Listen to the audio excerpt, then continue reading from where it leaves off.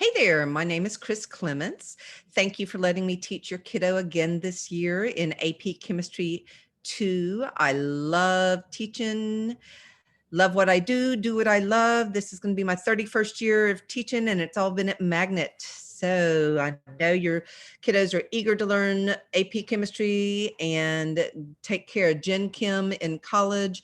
If they want to get credit for it, they can pass the AP exam. If they don't want to get credit for it, they can pass the AP exam or not pass it and still take the course in college, even if they've passed it. And then what I encourage them to do is tutor people, because they're going to learn so much that they can do that.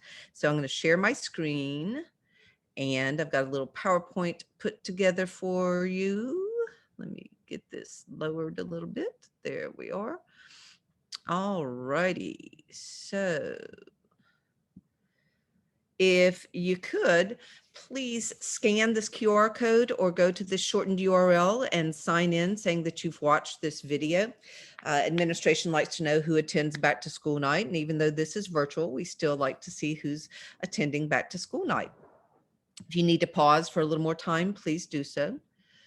All righty. So little data is that 55% of all students, this is worldwide, make a 3 or higher, which is a passing score on the AP Chemistry exam. The average from 2019, I haven't gotten the results from 2020 yet, was a 2.74. 33% of Louisiana students make a 3 or higher. The average is a 2.08. And happy to say that 72 to 100% of my students historically make a 3 or higher. And my average from 2019 was a 3.48. A little bit about me. I'm a table leader for AP Reading, which means that I help to facilitate readers to score the free response portion of the AP Chemistry exam. We are assigned one problem. We read the same problem over and over and over for 7 days is what a reader does. I'm generally there for about 11 to 12 days doing the same sort of thing and putting together training sets and stuff like that for them. I'm also a multiple choice question writer. So when they call upon me, I will write multiple choice questions. I never see those. We never get to see a multiple choice exam. They're never released. They will release samples, but not a full exam. In this course, the textbook is superbly written. It is written by Brown and LeMay, and I just love it. It is incredibly thorough. I encourage them to read each of the chapters that we go through. I do teach most of what's in it, but there's some things that I just don't teach, and they can read it and get the knowledge just as easily. There is a $10 lab fee. It goes toward replenishing chemicals and equipment. And as always, glass is the thing that is most often needing replenishing. And lab requirements are I can't speak today, familiarity with the procedure that they're doing. Their first lab is actually copper cycle lab. It's not going to be one that they write a lab report on, but they are doing some pre-lab questions on it rather than a pre-lab quiz. The subsequent labs will have pre-lab quizzes and then formal lab reports that they write after them. These are the first semester topics. We have done measurement and chemical nomenclature so far. They have their first exam when is it? This Friday. So if you're watching this on Thursday, it will be tomorrow. And then we'll move into atomic theory and stoichiometry. These are second semester topics. They look like they're fewer topics. Indeed they are, but they're more in depth. So they take us just as long to do. They're just fewer of them.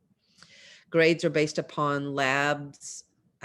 The quizzes and the lab reports both are part of their grades. The lab reports are submitted electronically from my website. I give them quizzes on occasion, never a pop quiz. They always know when they're getting something. They will eventually get into some science news annotated bibliographies, because I like to encourage their reading about current affairs in science. And a bit of homework on occasion. will be given and graded, and then exams are typically over 2 chapters of the Brown LeMay book. The STEM project is optional this year. If your kiddo wants to do a STEM project, I'm there for him or her, and I will give points for it. I will encourage them to take part in the school science fair, hopefully move on to the regional fair, hopefully move on to the state fair, perhaps move on to the international fair. It's just a blast to see these kids go through these fairs and earn scholarships and just learn so much about their particular topics. If you want to check out my website, it is chrisclements.com. I do post a lot of their things on Canvas. Their grades are on JGrade. And if you don't want to type in chrisclements.com, you can go to the Cato Magnet site and just search faculty, and my website is linked there. If you need to contact me, you can always leave a message for me at the front office. They'll put it in my box. I have first period planning, so that's when I tend to check my box. But you can always email me. I just prefer my Gmail address that's listed here rather than my Cato one. Outlook is just not a friend of mine, so I prefer Gmail. Alrighty, I hope you enjoyed this virtual back to school night. The traffic wasn't so bad tonight, was it? Take care. Thank you so much for letting me work with your kiddo again, and just looking forward to another great year with them.